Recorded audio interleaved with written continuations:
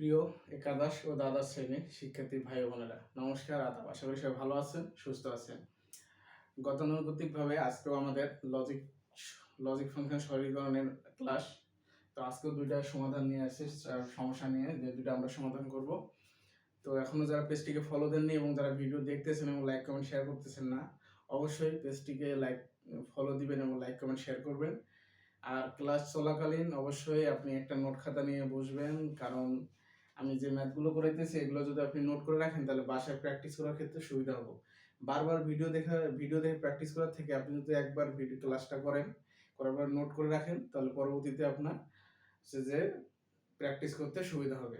তো প্রিয় শিক্ষার্থী ভাই বোনেরা, আজকে দেখেন দুইটা ম্যাথ এখানে দেওয়া আছে সমাধান, যেটা আমরা করব। খুবই সহজ, শুধু সূত্র আমরা ভাঙানো আর সূত্রর কাজগুলো যদি করতে পারি তাহলেই আমাদের এই অঙ্কগুলো ইজিলি হয়ে যাবে। প্রথম অঙ্কটা দেওয়া আছে, দেখেন a plus a not b plus a b not equal 1।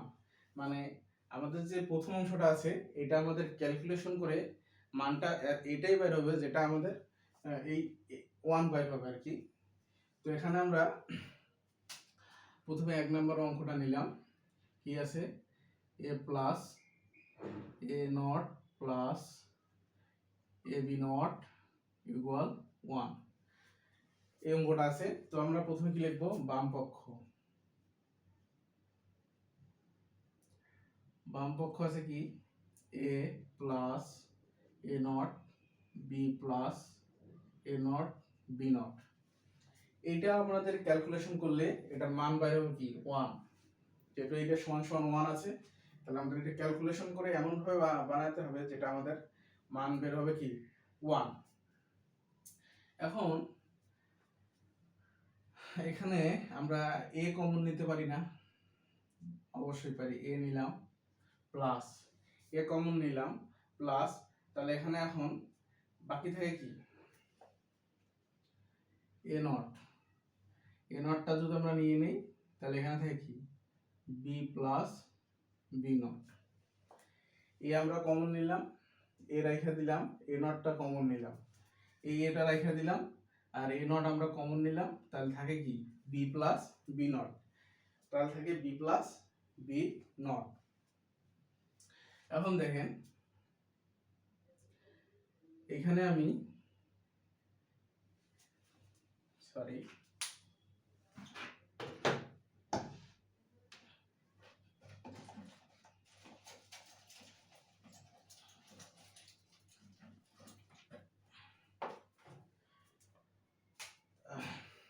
দেখেন এখানে আমি a প্লাস a নটটা রাখলাম আর এটা মান দিলাম 0। এটার মান দিলাম কি এটার মান দিলাম হচ্ছে 1। কেন 1 দিলাম? আমাদের সূত্রে আছে দেখেন a plus a not equal 1। এখন বিটাকে যদি আমি a প্লাস a নট ধরি তাহলে কি 1 হয়ে যায়। আমাদের আরেকটা সূত্র আছে কি a ইন্টু a নট, এটা কিন্তু মানে 0, এটা মানে 0, কিন্তু প্লাস থাকলে এখানে কি থাকবে 1 থাকবে। তো আমি এই সূত্রটা এখানে বসাই দিলাম। আর দেখেন এটাই তো, এই সূত্রটা যে দেখতেছেন এটাই এখানে ফলো করছেন না, এই সূত্রটা এখানে না, দেখেন তো। তাহলে আমি যদি 1 এ 1 এ গুণ করি তাহলে কি মান দাঁড়ায় কত 1 দাঁড়ায়। তাহলে আমার কি এই যে ডান পক্ষ মিলে গেছে না? তাহলে আমি এখানে কি লিখতে পারি, ডান পক্ষ প্রমাণিত। খুবই লজিক ফাংশন সরলীকরণ অঙ্কটা খুবই ইজি একটি অঙ্ক বা ইজি একটি সমাধান, যদি আপনি বুঝতে পারেন, যদি আপনার মাথায় সূত্রটা থাকে।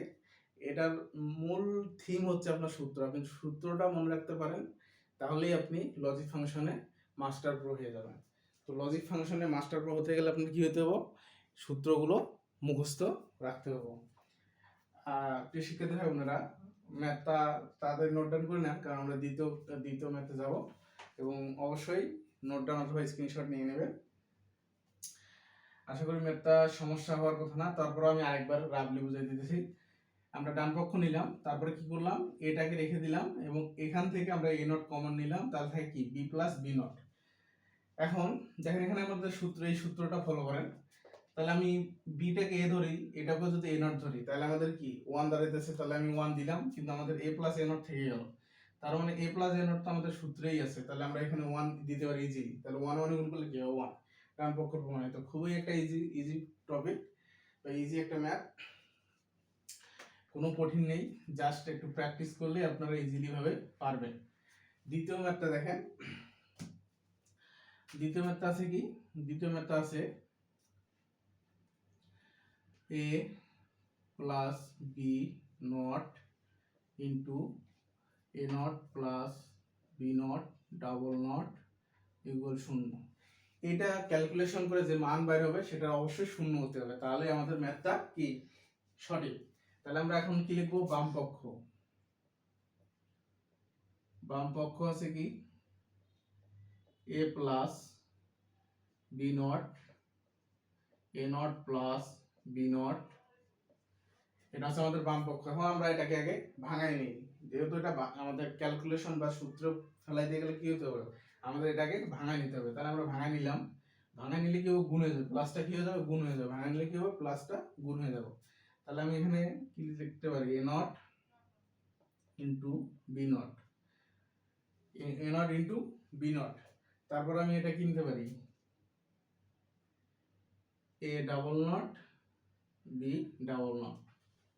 এটা কি? এটাও গুণ আকারে হয়ে যাবে। তাহলে আমাদের এটা কি ভাঙা শেষ। এখন ভাঙা যেহেতু শেষ, এখন আমাদের হচ্ছে কি সূত্রের কাজ। এখন আমাদের সূত্র বসাইতে হবে। তাহলে আমাদের সূত্রের কাজ কি? সূত্রের কাজ হচ্ছে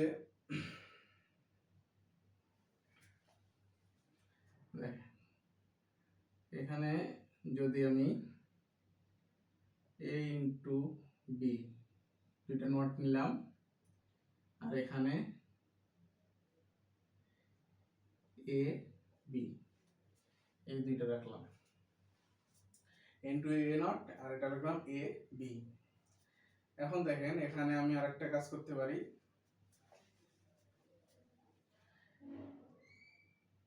কাজটা কি করতে পারি? এখানে আরেকটা সূত্র আমাদের প্রয়োগ করতে পারি, সেটা হচ্ছে কি A not into A not into A not into A equal 0।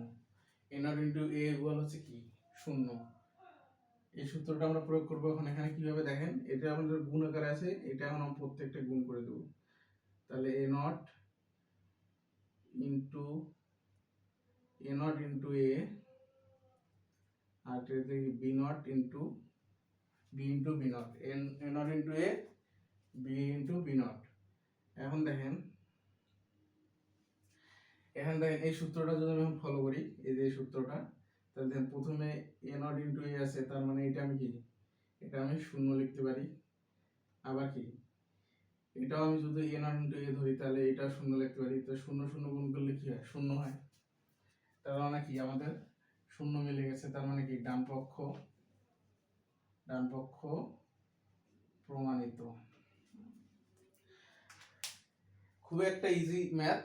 আশা করি এই জায়গাটাতে একটু সমস্যা হয়েছে, এই সমস্যাটা আমি একটু সলভ করে দিতেছি। দেখেন আমি এটাকে ভাঙাই নিলাম, এটা ভাঙাই নিলে কি হবে? প্লাসটাকে আমি গুণ করে দিছি, তাহলে এ নট হবে এ নট ইন্টু বি নট, দুইটার ভিতরে আছে। এখানে দেখেন ডাবল নট থাকলে কি করে নট আমাদের উঠে যায়।